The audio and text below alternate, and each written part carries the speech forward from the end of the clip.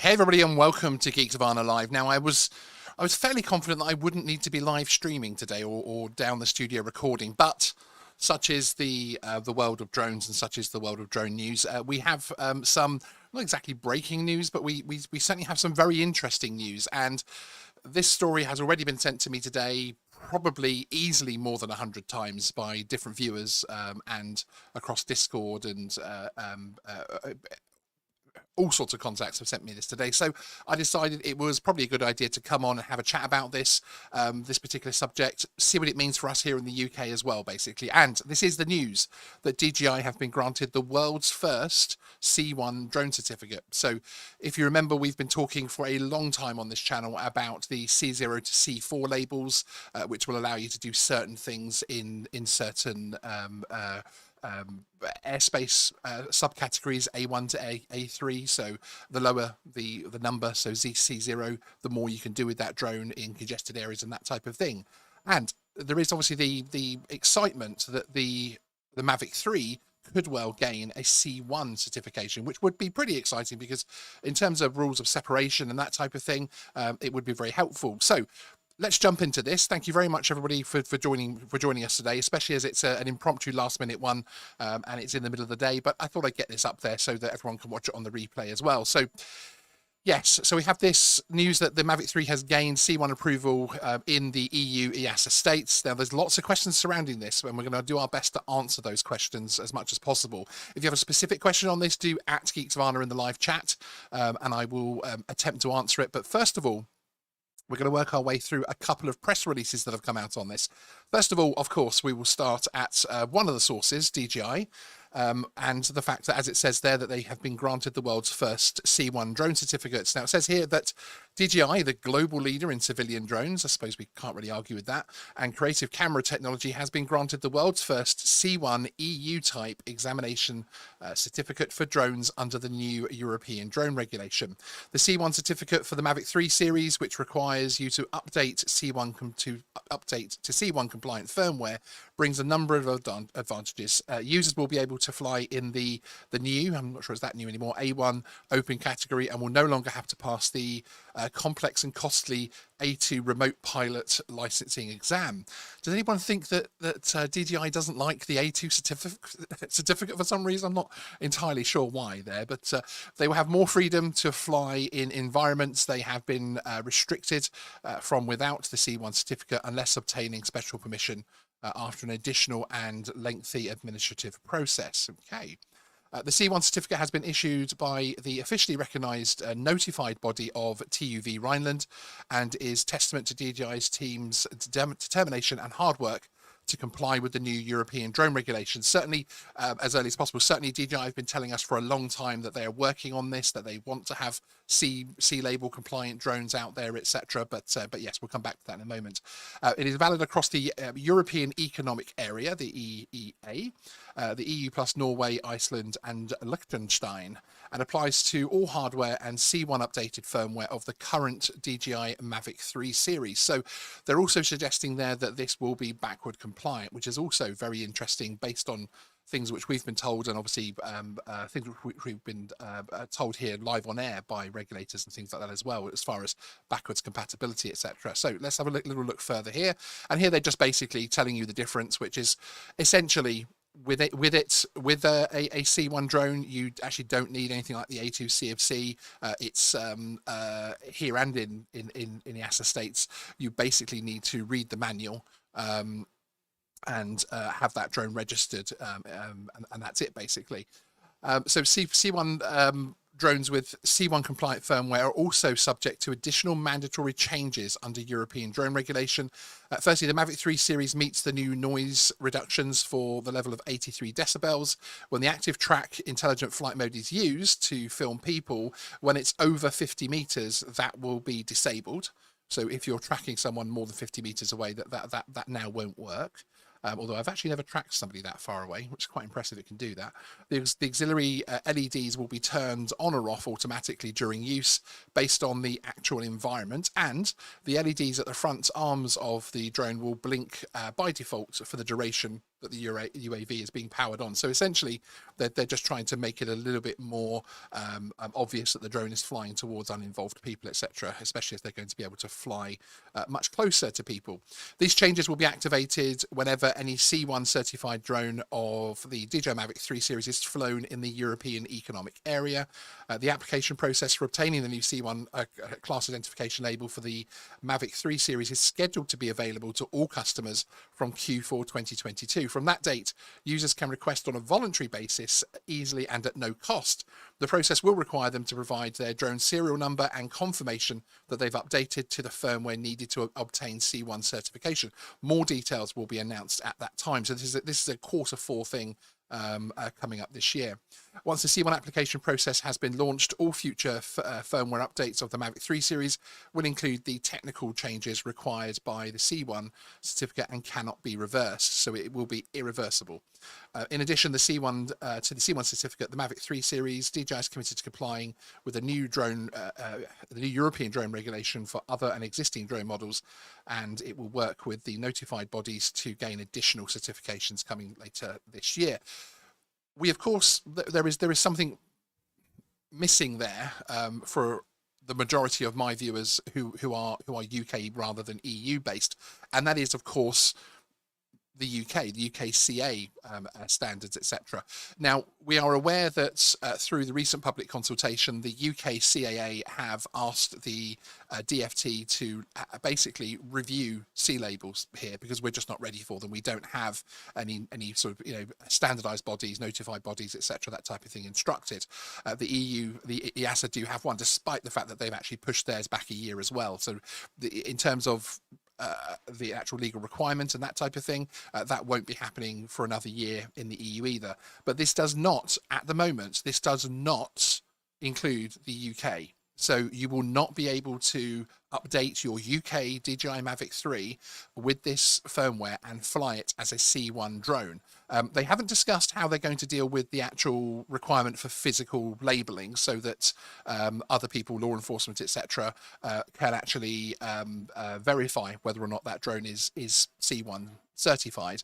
So that's an interesting one, which they do say there's going to be information released later, closer to Q4 on that. So I'm going to see, interested to see how they get around that, whether or not it's going to be some kind of update to the rules in terms of it being a digital label, essentially a digital certificate, because obviously it is going to be putting out essentially remote ID type of information as well with this update. So we have reached out for comment to the UK CAA, although I'm expecting the fact that we're not ready to be able to implement this. I would have thought that because they've just recommended to the DFT to review the situation, that they're not going to want to chop and change, basically, backwards and forwards. Famous last words, of course. We will let you know as soon as we have any official update from them. But famous last words there, because of course at the moment the regulations haven't changed, so Sealabel drones could be rolled out here. I suppose if we had a situation where TUV Rhineland was actually suddenly instructed by the UK as a recognised body, but I really don't see that. Now, there is going to be impact on the actual drone itself. The remote identification side of things is actually going to be live, although of course it won't be publicly accessed due to the data laws in the EU and the UK. There's going to be restrictions on performance of the drone as well, because it obviously needs to be brought within the 82, 83 decibel noise limit. So it's going to be interesting to see how the drone actually flies after that, and how things like wind resistance, etc., is affected. And of course there's going to be some restrictions on use of some of the auto functions. So the drone itself will change slightly, but I think the fact that EU flyers will be able to get within 5 meters of uninvolved people when it's in the low speed mode, with the one-to-one rule, of course, will actually be something which people will perhaps give away a little bit of functionality to. It's interesting that, of course, from Q3 this year, this is going to be a voluntary update for the EU flyers, but obviously once it's done, you won't be able to revert. And of course, I would have thought that by the end of 2023, which is when the new hard date for the EASA countries is, they will actually make the update mandatory, that you'll have to do it, so that it basically won't fly without doing that. So again, it's important to stress that this is not going to impact at the moment the use of the UK DJI drones, unless we see essentially another turnaround from the UK CAA in terms of wanting to review the Sealabel process. At the moment, the Sealabel process has stopped here in the UK. They've had their public consultation. They've asked all of us, would you like to extend the transition period? A very high percentage of people agreed with doing that, and also agreed with an actual review to the Sealabel system to see if it is fit for purpose for the UK skies. Now, we could well see a system where they come back and say, you know, all drones below a certain weight and are C1 and etc. Something very, very simple, which would be great. But that's going to take time because, of course, first we need the law that's coming in at the end of this year to be changed so that it can be reviewed, and then the review process itself has to actually happen. And then the decisions of that review have to be made public, etc., etc., etc. So we're actually quite a ways off necessarily seeing Sealabel drones or the UK equivalent freely available here and in use. So again, at the moment, as it stands, with the current legislation in place here in the UK and the current plans in place and the publicly quoted statements from the CAA, as you've heard here on Geeksvana during interview, this will not impact the UK. Basically, we will not get the benefits of this. Now, you may ask why, if it's okay for over there, why not automatically make them here?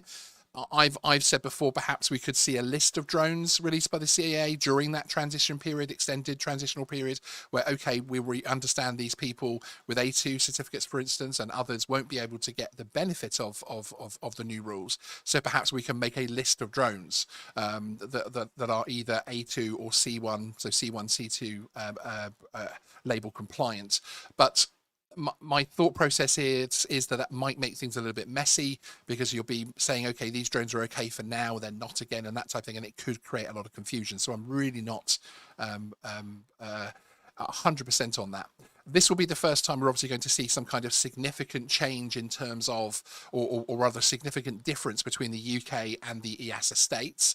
So that's going to be interesting to see how that goes down in terms of impacting things. Now, we do also have a release from TÜV Rheinland to again confirm that they have issued the first C1 certification to DJI, very much again talking about the advantages that it will bring people within the EU regulation area in terms of being able to fly their drones. So yeah, so we have a good couple of sources on that, so which is good. Let's have a quick look at the chat. Thank you again, everybody, for joining us in terms of the time of day, especially I see a few of our US viewers in here as well, which is fantastic. Type Wolf says, no British certification, but from TÜV Rheinland. I had thought the UK would have their own test facility. Yeah, exactly. We don't have one yet. We don't have the standardized body and the Overwatch body bodies in place, so we are not able, even if the UK CAA wanted to right now, the mechanisms to actually allow that to happen here in the UK do not exist. And because they've now recommended to the UK Department for Transport, the DFT, to review the Sealabel process, then it seems unlikely that anyone's been working on it just in case in the background. Frankly, I don't think we will see a situation where actually we're going to reverse again, because again, the EASA, CAA, the FAA, as we've seen on the recent Twitter feed from the CAA, where the FAA had meetings with the CAA board. These regulators do talk to each other a bit. There is obviously a lot of industry collaboration, etc. So I think the UK CAA will have known this was coming, will have known that this was going to be happening, and will be part of their decision process. But as it stands, as I say, in the UK, it's something that actually can't happen unless they decide to issue some form of statement allowing certain drones in certain areas. But I don't think that will happen, because it would be particularly messy. Ed Straker, good to see you. Hope you're well. I have a DJI, but I don't like all these regs and will stop less affluent people enjoying the sport with cheaper drones. DJI must be helping make the rules. I think this is actually very much a situation where you have DJI have been preparing for this for a very, very long time.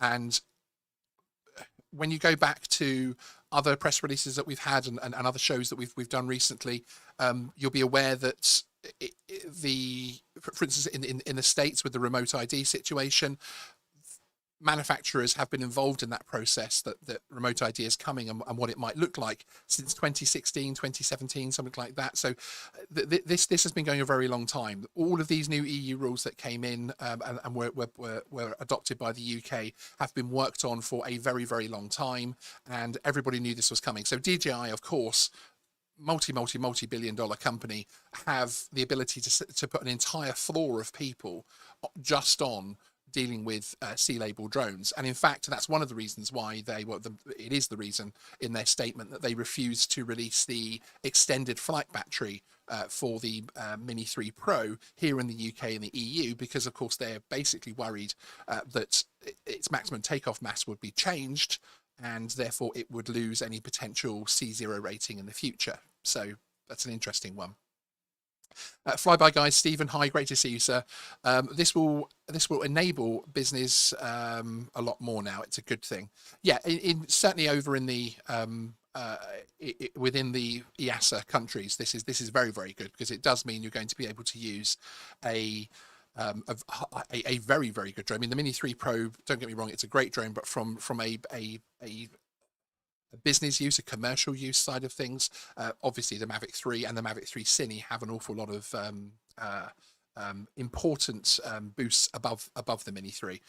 Aaron Parecki, good to see you. Hope you're well, sir. Agreed. It doesn't make any sense that DJI would want to limit their market by creating the rules. They just want to make sure they can continue to sell their drones in as many places as possible. 100% agree with that, Aaron. Yeah, and that's really what it is.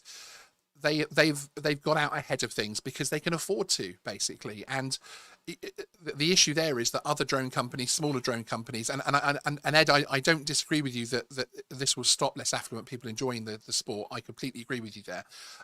The issue, of course, for smaller companies is they have to wait until things are confirmed. Could you imagine being a drone manufacturer that doesn't have the billions in turnover, and you're getting ready for Sealabel drones here in the UK at the end of the year, and you're trying to get all your drones compliant, and then bang, we have a recommended extension to the transition period and a complete review of the Sealabel system.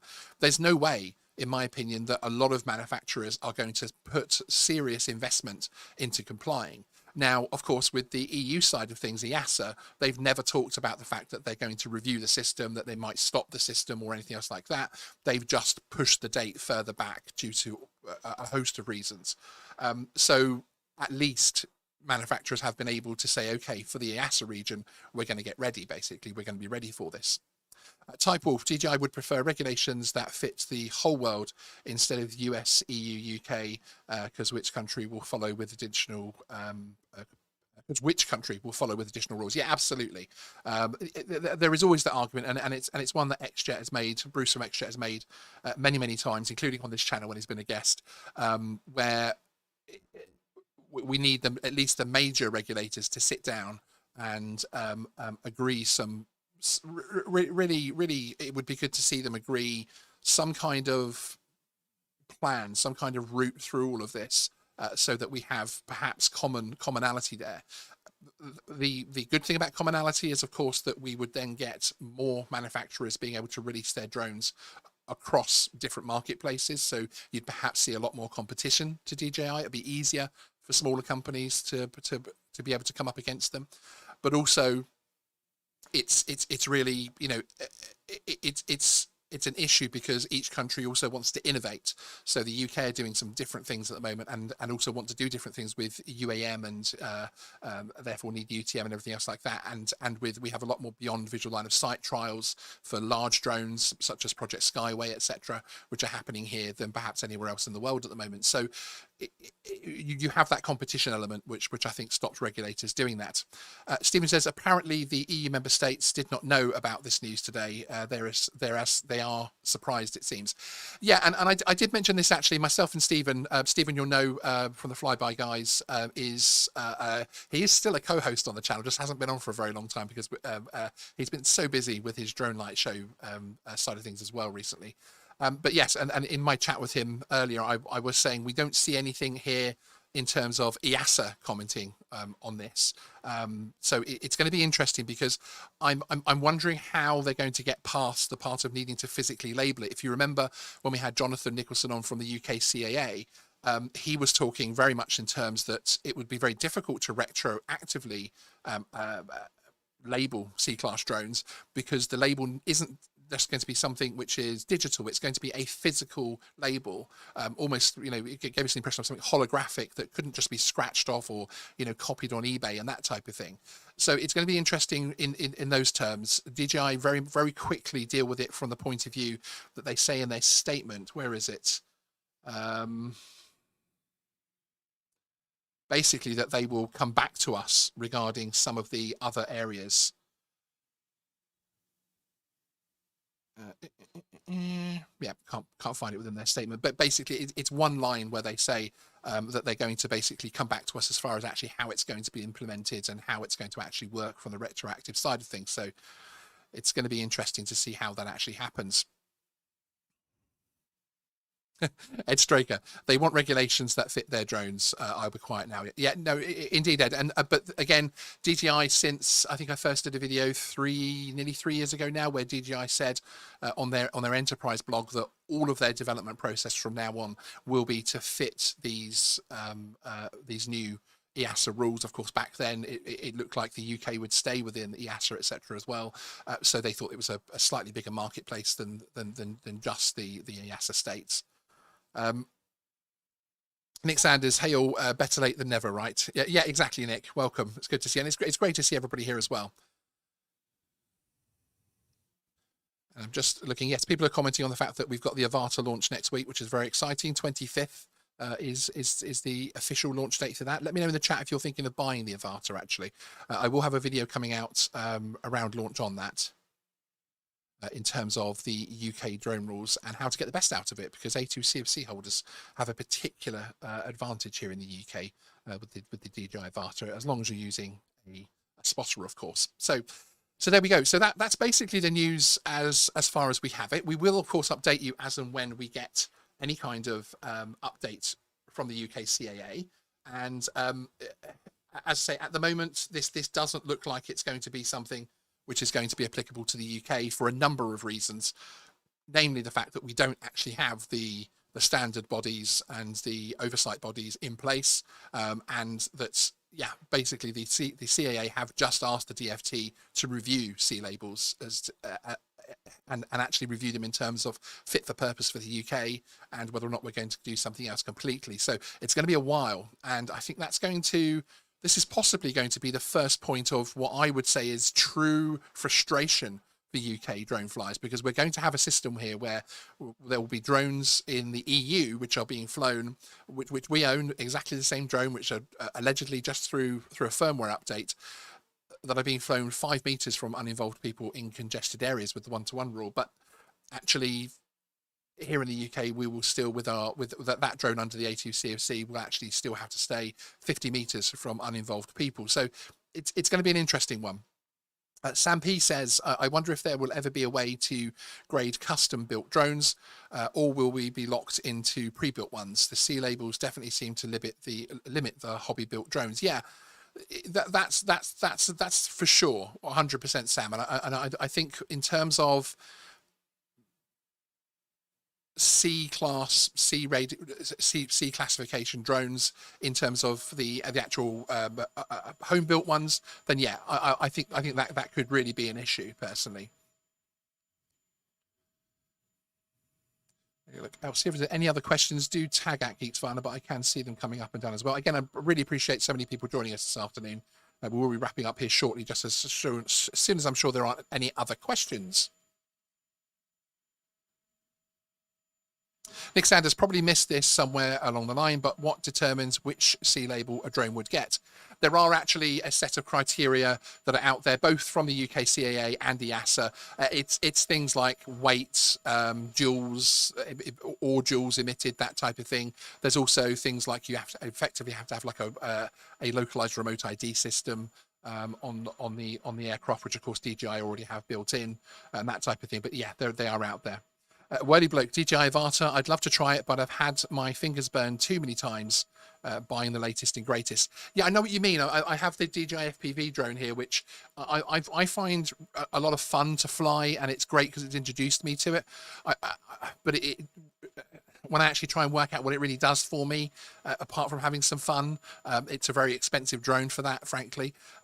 Yeah, it obviously has its uses this time because I'm going to be able to use the goggles controller and motion controller with the Avata, so I'm just going to be buying the drone alone, hopefully, as long as they have that out on the day of release, but we don't know if that will happen or not.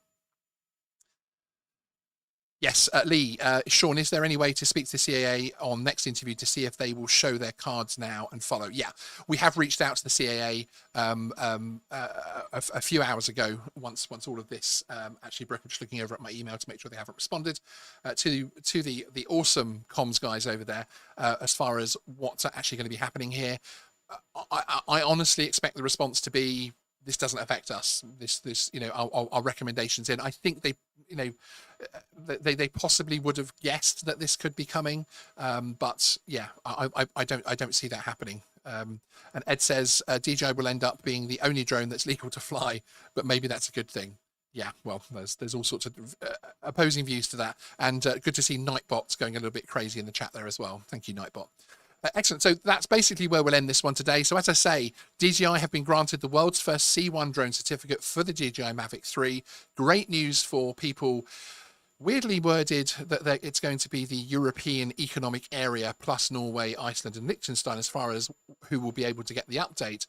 But of course it is EASA states, EASA member states, who will be able to use the new C1 update. If we all goes down the lines and we get 100% confirmation from EASA that they're happy with this as well, of course, because again, this is just TV Rhineland's and DJI's press release that we're basing this off. But I do not expect that we're going to be seeing this here in the UK anytime soon. Hopefully that'll be wrong, but we'll have to wait and see. Okay, I promise you won't be hearing from me again today, at least here on Geeksvana, especially live, unless the sky starts falling in the drone world or something very exciting happens.